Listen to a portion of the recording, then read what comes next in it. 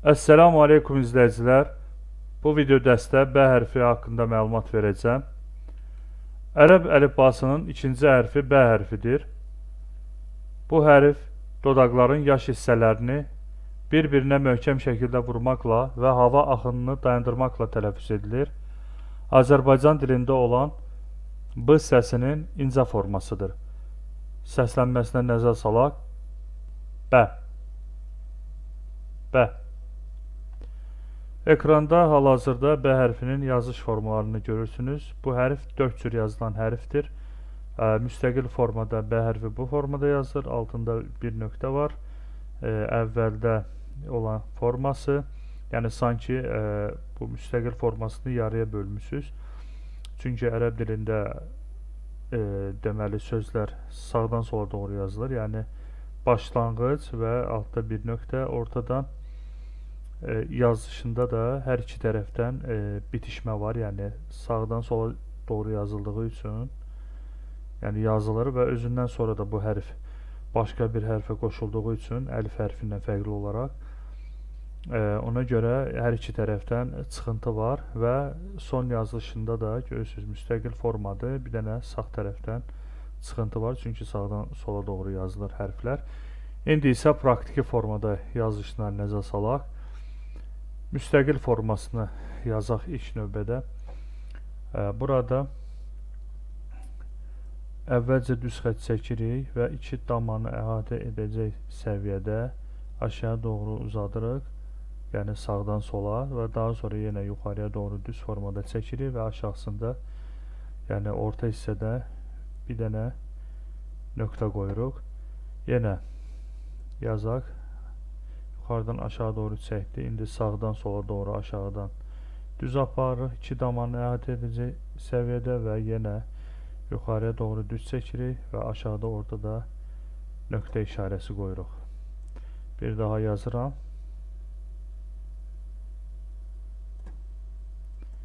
Yəni gördüyünüz kimi çox sadə və rahatdır. Əvvəldə olan yazışda isə deməli eyni formada çəkirik, aşağıda nöqtə qoyuruq və bundan sonranı çəkmirik də, çünki başqa bir hərfə birləşəcək. Məhz buna görə yəni sağ tərəfi qapalı, sol tərəfi açıq olur, çünki sol tərəfdə nəyisə birləşəcək, yəni hansısa bir hərfə birləşəcək.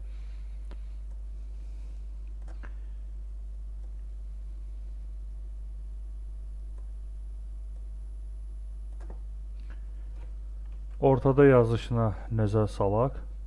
Deməli, özündən əvvəl hərf gəldiyi üçün çıxıntı çəkirik, daha sonra yuxarıya doğru, daha sonra aşağıya doğru çəkib, yenə sola doğru çəkirik. Yəni hər iki tərəfi açıq olur, çünki özündən əvvəl nəyisə birləşir və özündən sonra da hansısa bir hərfə birləşir. Bir daha çəkirəm və yenə ortada aşağıda yəni nöqtə qoyulur.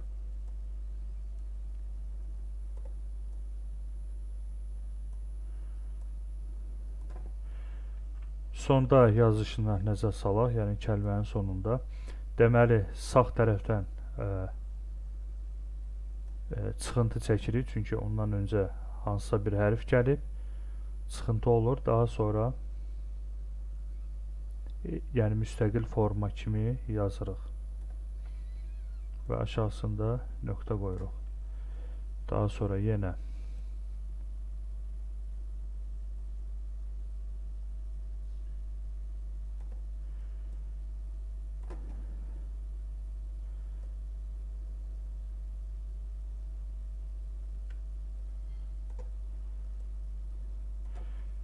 İndi bu ərəb dilində belə deyək, indi mən burada bir qədər vurdum, yəni bu önəmli deyil, yəni siz bunu sadə formada da belə yaza bilərsiniz, düz formasında və ya biraz burada bilərsiniz, o sadəcə yazının əli yazma şəkli ilə bağlı məsələdir.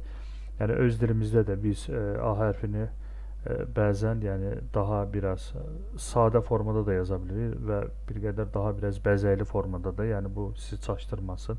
Yəni mən bunu burada düz də çəkə bilərdim. Yəni bu yenə də B hərfi sayılır. Yəni bəzi istifadəçilər biraz fərqli formada görəndə, yəni özünü itirir, yəni sanki düşünür ki, yəni bunlar ayrı-ayrı hərflərdir. Yəni mən burada düz də çəkə bilərəm və ya biraz bura da bilərəm. Yəni eyni hərfdir.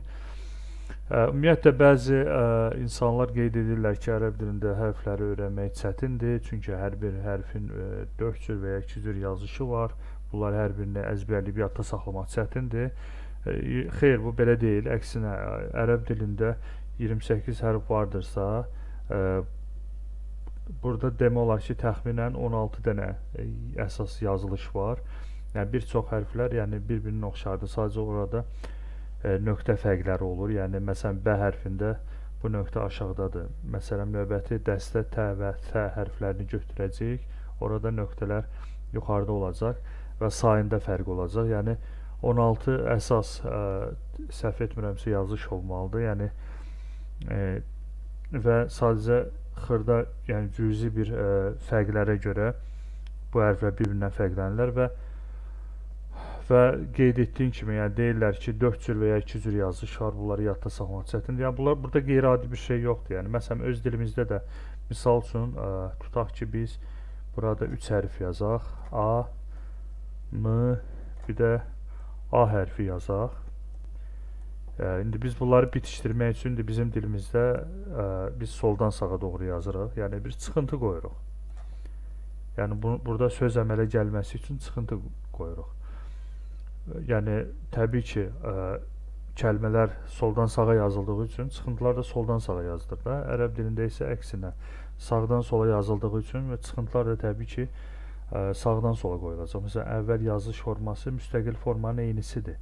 Sadəcə sol tərəfdə bu düz xətt yoxdur, çünki bu özündən sonra başqa bir hərfə birləşəcək və ya ortada yazılırsa hər iki tərəfində yəni çıxıntı qoyulur. Yəni ümumən biz bilirik ki, yəni ümumi bu formadan və ya nöqtənin sayından və nöqtənin aşağı olmasından bilirik ki, bu B hərfidir. Eləcə də sonda yazılış formasında da çıxıntı qoyulub və B hərfi standart formada yazılıb. Yəni bunu çətinləşdirmək lazım deyil. Əksinə ərəb dilində yəni hərfləri öyrənmək daha asandır.